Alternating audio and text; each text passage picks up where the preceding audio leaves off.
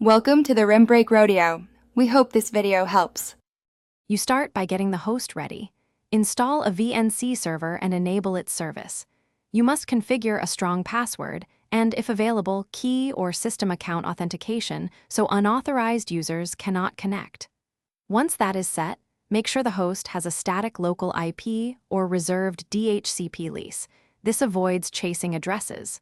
Finally, open or forward the VNC TCP port, default 5900, on your router, or use a VPN to avoid exposing the server directly to the internet. Now you move to the client.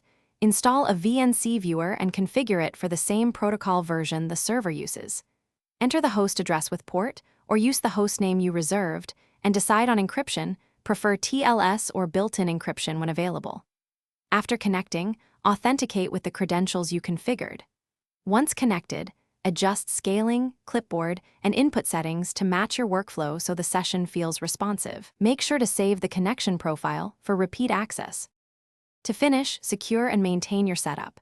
Enable updates on both ends, restrict logins to specific accounts, and regularly change credentials.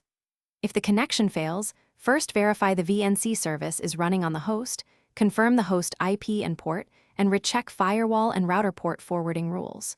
Use server and client logs to pinpoint errors. If encryption is absent or blocked, consider creating an SSH tunnel or using a VPN. Doing so protects your session without exposing. Thanks for watching. Consider subscribing if we helped you.